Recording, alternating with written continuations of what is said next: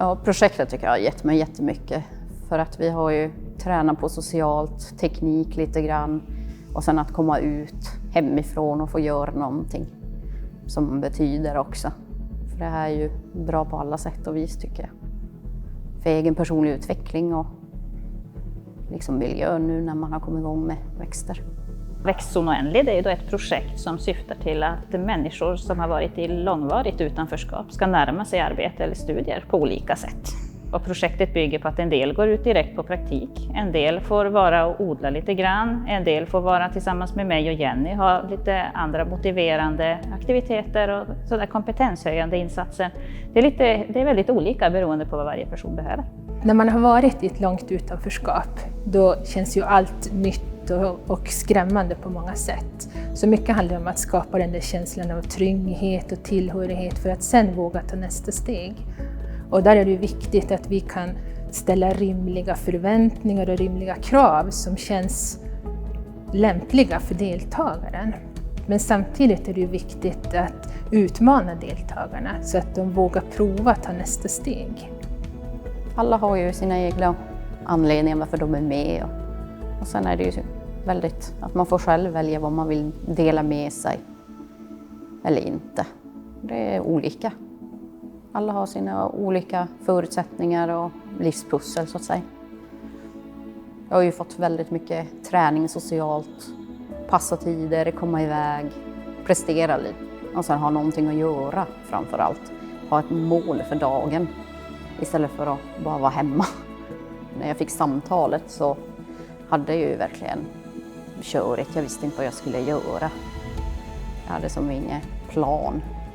Det kändes bara mörkt och tråkigt. Väldigt outvecklande. För att arbetsmarknaden är ju inte lätt.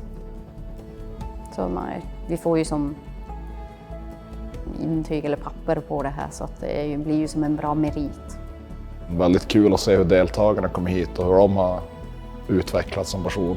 Från att först kanske vara lite skeptiska och inte ha kunnat någonting om odling till att vara här varje gång och jättenyfikna och ställa mycket frågor.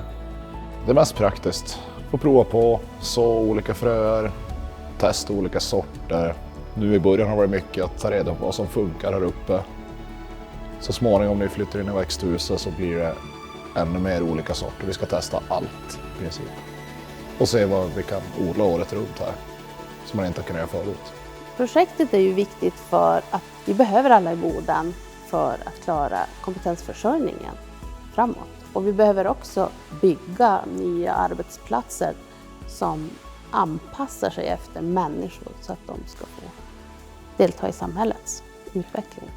Det kommer att komma många nya arbetsplatser, tror vi, inom just växthusodling i Boden. Och då måste vi se till att det finns människor som kan jobba på de arbetsplatserna.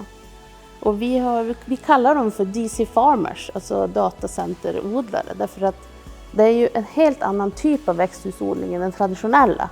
Så därför jobbar vi jättemycket tillsammans med forskning kring det. Vi måste samarbeta, näringslivsutveckling, privata företag, forskning, alla delar, allt det nya smarta gröna vi håller på och bygger här. Det måste vi jobba tillsammans för annars så kommer vi inte så långt som vi egentligen vill för att nå ett hållbart samhälle. Det är någonting jag skulle kunna tänka jobba med för det är ju roligt att pyssla på med växter och se utvecklingen på dem och ta hand om dem. Och man får som resultat och man lär sig ganska mycket.